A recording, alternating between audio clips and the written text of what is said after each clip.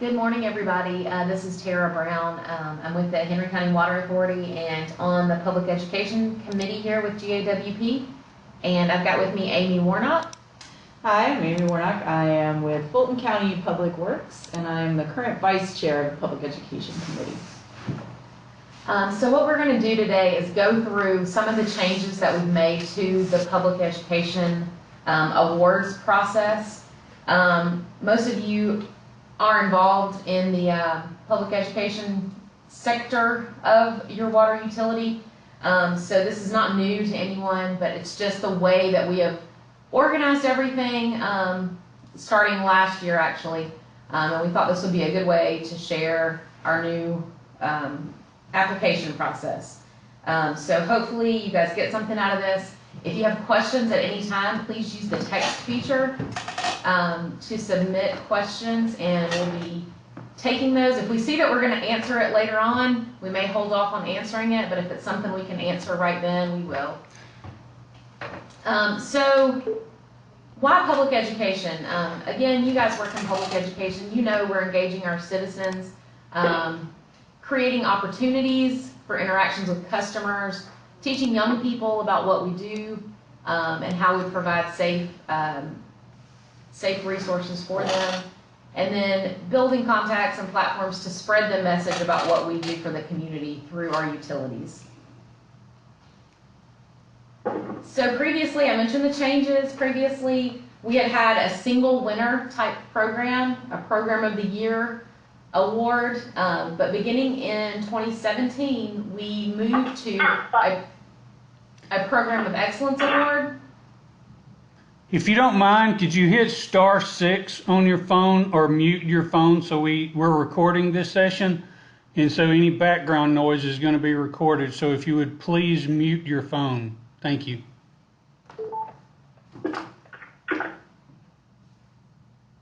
So we have now moved to a Program of Excellence award, and that's very similar to what other committees here at GAWP have done, so that we can recognize everyone that has a program that meets a certain standard. So all the applicants that score high enough to meet that criteria are recognized. And this helps us to share ideas instead of competing against one another.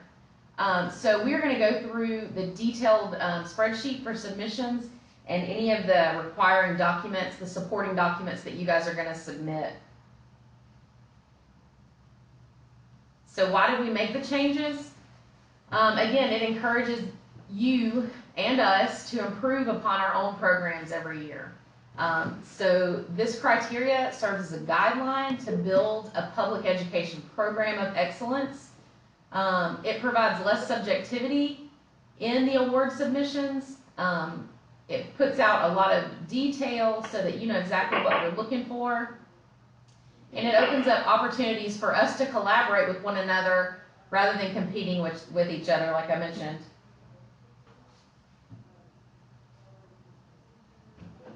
So the award criteria. So once you submit for this award, you will need to score at least a 90% or higher on the general tab of the score sheet that you're provided, as well as at least one of the 3 categories that you can apply in. You do not have to apply in all 3 categories. If you're only a water utility, you would only apply under the water. Some are only wastewater utilities. You would only apply under wastewater. Some have all 3. So if you want to submit all 3 categories, you're welcome to do that. And if you score at least 90% in one of those categories, you will receive the Program of Excellence Award in that category. If you score 90% or higher in 2 or more of the 3 categories, then you will earn a Comprehensive Program of Excellence Award. So what Amy is going to do is actually walk through the spreadsheet, and those actually went out to you guys yesterday as a link to this webinar. So hopefully you've had a chance to look over them. If not, Amy's going to walk you through it and explain kind of what we're looking for on your submission.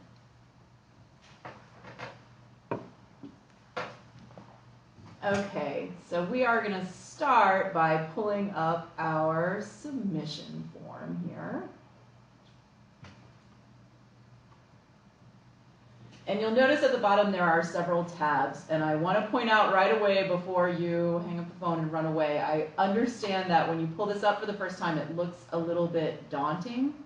As Tara was saying, one of the reasons that we made these changes is to limit the amount of subjectivity in judging the awards. So the spreadsheet is very detailed. It goes through line by line from some of the program elements that the committee has decided are important for a program of excellence. And for each line, you will be required to provide evidence. So it is a very detailed and specific process, but in some ways, that makes it a little bit easier because it's pretty clear about exactly what we're looking for. And one of the things that we'll do in the webinar today is Tara's going to go through some examples of the different types of evidence that can be provided. So at the bottom of the spreadsheet here, you can see there are all of the tabs that Tara just spoke about, the general tab, the water, wastewater, and watershed. And then over to the left of that, this is something that a lot of people miss because they're looking for those scoring submissions, and that's the cover tab. This is very important. So this is where you tell us who you are, what you're applying for, and who the contact person is for your submission. So please make sure that this is filled out. Make sure it's filled out completely and accurately. You're going to check here which areas you're applying for. Answer these very basic yes or no questions. Tell us the size population that your utility serves. And then at the bottom, there is a section to tell us if you are wanting to apply for one of the special awards opportunities. So there are 3 of these. One of them is innovative event or project. So if you have a campaign or a workshop or a program that's particularly unique that you feel should be recognized, you can apply for that. One is for print media. This is for things like newsletters, bill stuffers, or any kind of print campaign that you have. And then digital media is things like social media or electronic newsletters.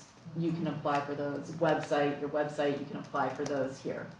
Now, in order to qualify for one of the special awards, you do have to apply for the General Public Education Program of Excellence Award. So that's why it's included here on the same submission sheet. So you would tell us what you're applying for, which project, program, or media piece you want us to consider for the special award.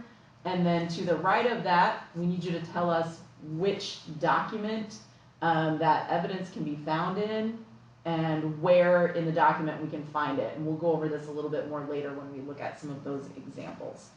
So please fill out that cover tab completely. And then what you're going to do is you're going to move on to the general tab. Now, even if you're applying for, if you're a water utility, you're applying for water, you can look at the water tab and see that you have some of this information and start filling it in. But what you want to do is fill out your general tab first. This is the first tab that the judges are going to score, because unless you score 90% or higher on this general tab, your water, wastewater, or watershed submissions will not be scored because you have to make 90% or higher in order to qualify for any of them. So please do this first. And you also have access to, in those links and on the GAWP website, the judges scoring sheet. So you can pull this up at the same time, and it's going to show you how these tabs are going to be scored. So before you begin putting a lot of time into collecting your evidence and organizing it and putting it together to submit for us, which can be a lengthy process, you can run through this and do kind of a scan scoring for your utility on your own. Because you know, if you're in charge of your public education or you work with your public education, you probably have a very good idea of whether or not you have evidence for these different programs. And what we always recommend is that if you're interested in the award, look through the scoring sheet, look through the submission form, and if you feel that you have the evidence to make 90% or higher, then go ahead and fill this out. If you're not sure that you have that, or you are sure that you don't have it, then use these criteria as your guideline to start building that program for next year. So you do have access to this score sheet, and the way it works is pretty simple. For some of the evidence that we have here, it's going to be a very basic, either you have it or you don't have it. Either you have given us a job description for your education staff members, or we don't have one. And then as you move on, so you can see here, this area is blocked out because it's either 0 points for no, 1 point for yes. As you move on to some of the tabs, then you can score either 1 point or 2 points. So if you have a program and you do it, then you score 1 point for that. If it is an excellent program above and beyond, and you've given us evidence that you reach a large part of the community, that you have active participation, that you put in effort into training, then you would score higher. So there's a little bit more area to improve on some of those later tabs. But some of these early questions are just yes or no. You have it or you don't. So before you do your submission, please do look through that scoring sheet and come up with an idea of what you have and whether it's going to be a good idea for you to submit this year or work on building your program for next year. So under the general tab, some of the things we're looking for are, do you have staff members who at least part of their time is dedicated to education? Now we recognize that all utilities are different, and some are more limited in the amount of staff and the amount of staff time that you have. So we're not looking for you to have 10 staff members with 100% of their time dedicated to education. We're just looking for what is there, and do you have a job description available for them? Do you keep a list of those staff and their time, as well as any training that they've had for public education? Now, a lot of times this can be found in your organization's annual report, especially if you do a public education annual report, or it could be in your public education action plan if you have a plan for that. And then a lot of people have asked us since last year, well, we don't have a plan, we don't have a report. My answer to that is, to move towards a program of excellence, that's something that we feel a utility should develop. A plan, and everybody's plan is going to be different based on your staff and your staff hours, but creating a plan for your public education program is going to help you get the most out of it. So we also are looking for records of staff training that you've done, and that can be a lot of different things. If you've been to a Project WET workshop, if you've attended an Environmental Education Alliance conference, or you've been to a JWP conference, to the public education sessions there, that can be a lot of different things. In the messaging section, there are a lot of available options here. So if you use a logo, if you have a mascot, it doesn't have to be a costume dress-up mascot. It can be any kind of character or creature or logo or anything like that that you use to get your message out there and to kind of brand your program, to let people know who you are. We want to know that we're all advocating for the value of water and public water systems. So one of the examples for that could be your consumer confidence report, which we all have. And then we want to know, do you have a list of audiences that you're trying to reach and messages for each audience? This is generally part of your education plan, and you're not necessarily being judged on what your audiences are, how many audiences you have. We just want to know that you're doing the work to target your message towards different audiences with different messages. We want to know that you're getting involved with your elected officials, and that we are staying on top of current issues. So for example, 2016-17, which is the period that we're going to be submitting for here, we had the drought response. So we want to know, we want to see what you were doing to respond to that. And then, are you working with your schools to support their STEM programs? Do you leverage partnerships to build your education program, especially if you're a small utility? You don't have a lot of staff, you don't have a lot of funding. This is a very important part of a public education program to help you make the most out of limited resources. Student mentoring is big for public education. We want to reach our adult citizens and community, but we also need to reach our younger students. So that's going to be a very important part here. And this is one of the examples that Tara's going to go through. And then in the media section, there are quite a few different media options here. So I won't go through them all line by line. You can take time to look at them. Some of them are print, some are digital, some are social. Under professional development, again, we're just looking for that training. Do your staff have training, and do you offer training? Do you offer training to teachers in your community? Do you offer training to professionals in the community? That can be done through partnerships as well. Do you present at conferences to help train other water professionals? And then do you train your employees about what goes on within your organization and our water and wastewater systems?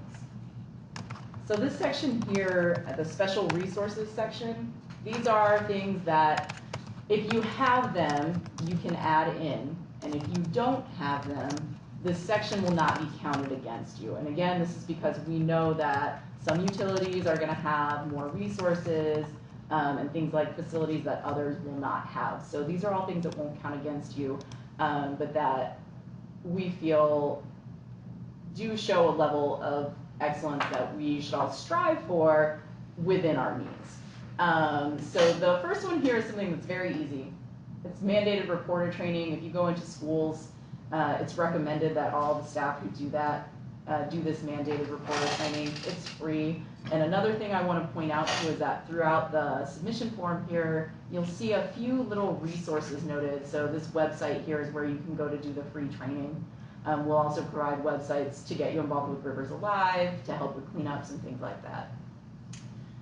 If you have a nonprofit for your utility, that's something that you can use here. If you have a public education facility, that is a special resource that's very important. Now, if you fill out this section, then all of these sections, all of these lines within the facility section, so 58 through 61, all of those points will be added to your total score, and then you'll be scored on them. So if you have a facility, but you don't have staff and you don't use the facility and you don't offer any activities there, then you would not want to fill this section out because you could actually end up losing points.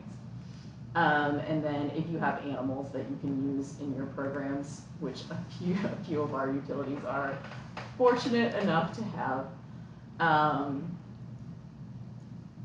So that's the end of the general tab there. I'm going to move over real quickly to the water tab just to show you a few things. And again, I'm not going to go through this all line by line because we all have other things to do today.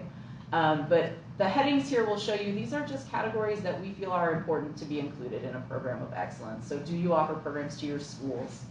Do you do community cleanups? And you can see here, if you don't do community cleanups, this is where you would want to go to get started with that. It's the website for Rivers Alive. It's a partnership that can provide free resources. You can get t-shirts for your participants and all of that kind of stuff.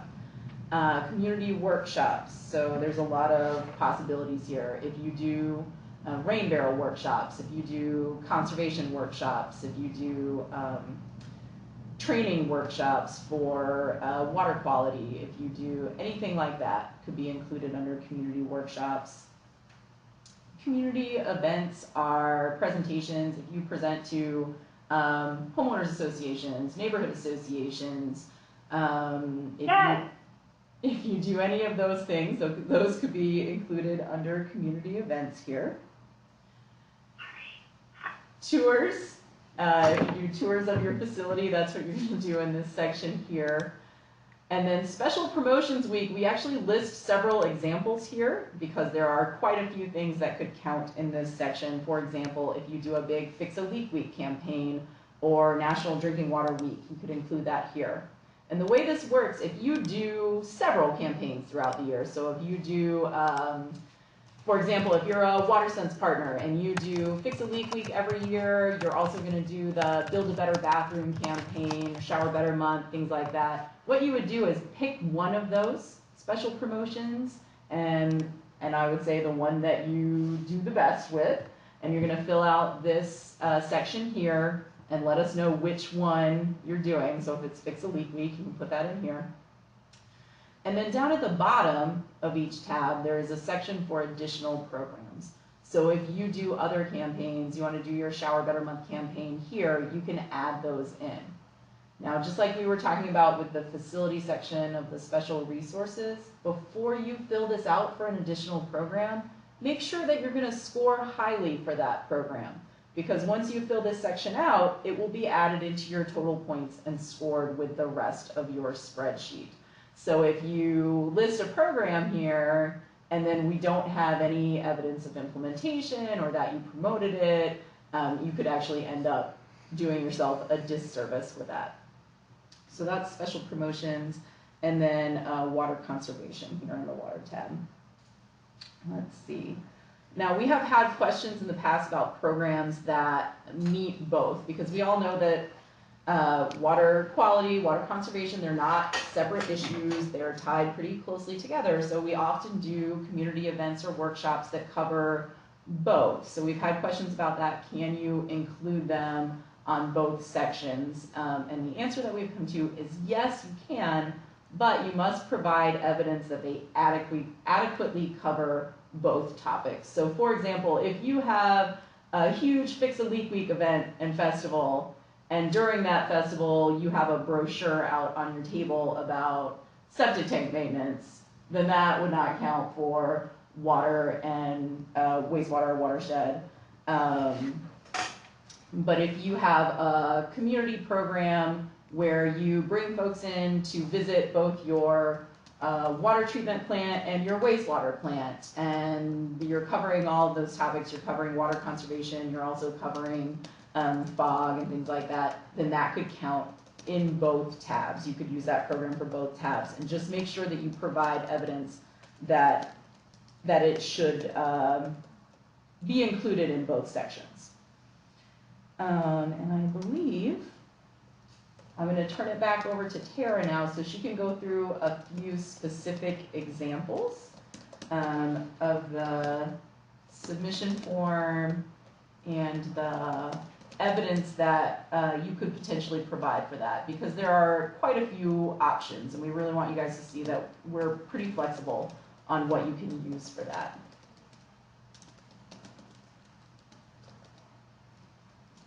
All right, so Amy already touched on evidence and providing proper evidence for each of the lines that are there on your spreadsheet. But so in order to achieve a high score, we have to be able to see the clear evidence for each line, and we have to be able to find it. So that organization part that we talked about earlier is key, because if we can't find it, it may be there, but you may have submitted 400 pages of supporting documents, and if we can't find it, we don't have time to look through every page to find it. So make sure it's all labeled and that we can find everything that you're pointing us to. Evidence, like she said, evidence can be just about anything that you've got. So here are some examples. A social media post. If you want to lead us to your Facebook page where you advertised an event and then you went back and followed up by posting some pictures, then that's perfectly okay. That's evidence that you did it. So example one, are we going to go back and... Yeah, show the spreadsheet there. So we'll show you what the submission form will look like filled out for this section, and then we'll go through and show you some examples of the evidence. So we're looking here at the student mentoring and community engagement part. Okay, so we've gone through and we've pre-filled out a pretend utilities submission. And so what they've told us is for their student mentoring and community engagement, they've submitted an annual report, and we're going to find evidence on page 5. And then on the second line, do we provide mentoring and internships? That's covered in their annual report on page 12. And they've actually given us a web address to go to find more information. Again, tell us what the document is named, and then tell us what page to find it on. And if there are other ways to get to it, let's say it's on their website, then we can click there and follow, and it should take us straight to their website where that's covered. Or also, if you have additional evidence on a website or social media post, you can include that in the web address section. Okay, so for this section, we're going to go back to our PowerPoint and show you what we would take as examples of evidence for this particular category. So student mentoring and community engagement. Example 1 is simply a picture of your guys out in the field teaching kids about, this looks like a touch a truck event. But we have a caption at the bottom that's telling us who this is and what they were doing. 4th graders learning about fog and how wipes can damage the sewer system. And it's dated. So this is perfectly good evidence that your employees were out educating kids about fog. Another example, this is just a simple list of all the career days or touch a truck events that you went to, and the dates, the high school, or the name of the school, and how many kids were there. So something as simple as that is acceptable as evidence that you did student mentoring and community engagement.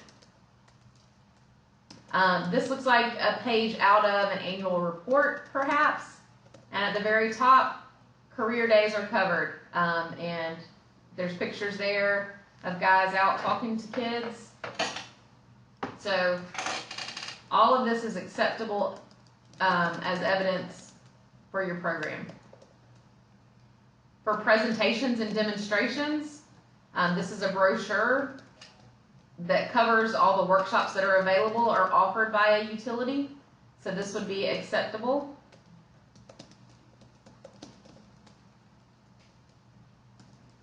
I believe this actually came off of a website. So volunteer opportunities that are advertised on a website.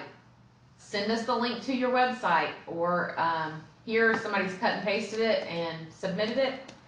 But give us that web address so we can go and see that as well. So those are all acceptable forms of evidence. Go ahead. I just want to make one note real quick about using social media posts or web links. Before you submit them, check and make sure that they're active, because if we go to it and it says site not found, then that's not very good evidence for us. Agreed. All right, so example 2 is special promotions week. So I'm going to go back to our submission, and we're going to go under water. And again, this is one that we've just kind of filled out to show you as an example of special promotions week. You can see here we filled in fix a leak week. So this is the week that we're going to tell you about, and you can find evidence of partnership or relationship in water docs, pages 25 through 26. Additional info here at the Water Drop Dash website. So that's what we participated in. All right, so I'm going to come back and show you what would be acceptable evidence for participation or for conducting a special promotions week. So this is simply an email that was sent out to all the partners that participated in this event. And on this particular one, this was sent to Amy Warnock. This is proof that she participated in the Water Drop Dash, which was part of their Fix a Leak Week event. So something as simple as an email organizing the event. Let me make this bigger so you guys can see. Example 2, evidence of partnerships. This is the list of the people that participated and where their booth was or what they were going to be doing.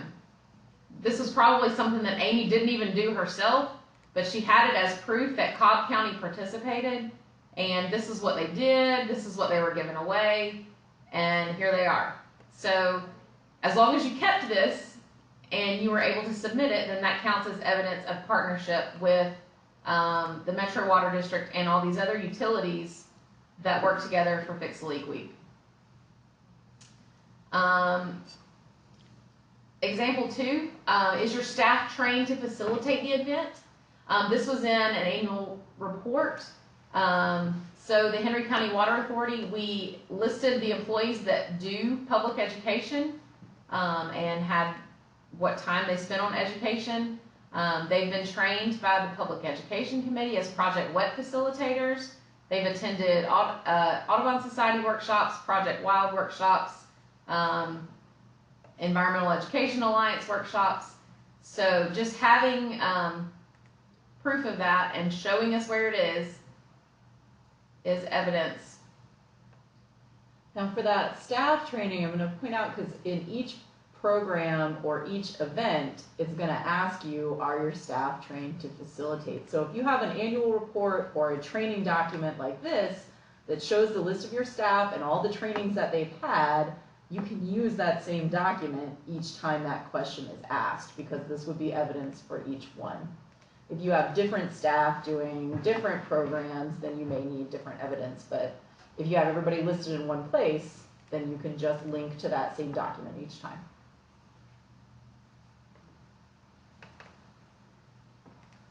So evidence, and how did you promote this to the community? Did you put it in your newsletter? Did you advertise it in the newspaper? Did you put it on social media advertising to the community? There are a lot of different ways you can promote something to the community, but whatever event that was that we were looking at, how did you promote that specific one? So this looks like a copy of the newsletter that went out, or maybe it's just posted online.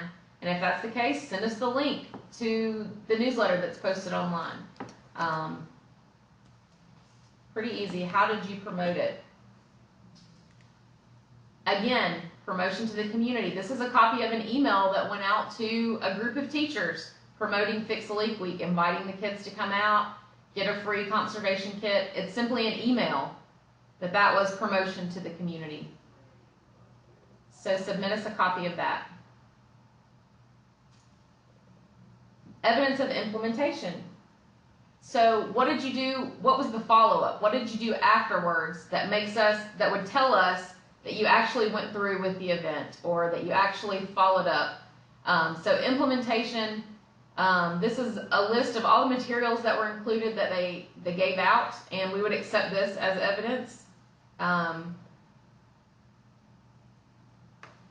they did their Fix a Leak Week. Again, evidence is key. It should be arranged, but organization is key. If we can't find it, then it really puts us at a disservice. It puts you at a disservice, because if we can't find it, we can't give you the points for it, and we want to be able to give you the points. So please have it organized as best you can. Give us page numbers so we know exactly where to look. Again, if it's included in your education plan or your annual report, include your annual report and tell us what page it's on. And make sure each line of that spreadsheet is filled out, and you tell us what document name to look at and what page number. So I'm going to go back to this example real quick to show you one thing. You'll notice up here it says annual report, and then it also says general documents, and then it has 2 different page numbers listed. So that's pretty clear. We're looking at page 5 of the annual report. We're looking for page 10 of the general document. If you're concerned that there's any confusion about where we're going to be looking for something, that's what the notes section is for, or the comments section. So in here, just to be certain, I included that's what we're looking for. So if it's not 100% clear, write us a note so that we can find it, because that's going to be to your advantage.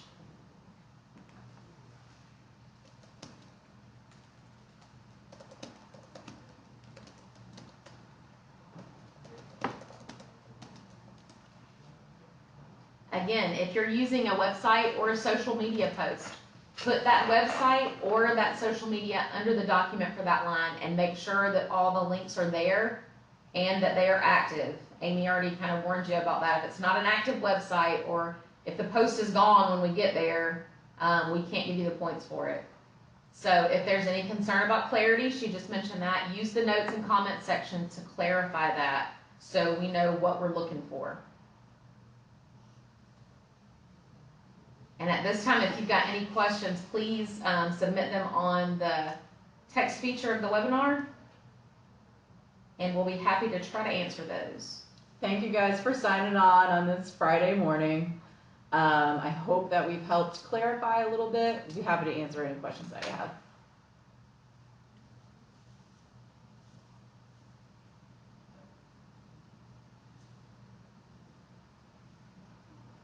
All right, if we don't have any questions, you've got our contact information there. Please, please, please, I'll remind you again, before you start gathering your evidence to apply, look through that submission form and the judge's scoring sheet so that you do not put a lot of effort into something that you're not quite ready for this year. One of the things that we discovered last year putting these together is that there are a lot of programs that we do and we don't quite have all of the evidence for them. So that's one of the reasons that we do this award, is so that we can all improve the way that we keep those records and keep track of what we're doing. And that helps us promote ourselves to the community as well. All right, thanks everybody for participating. You can see how to reach us there if you have any questions in the future. Have a good day.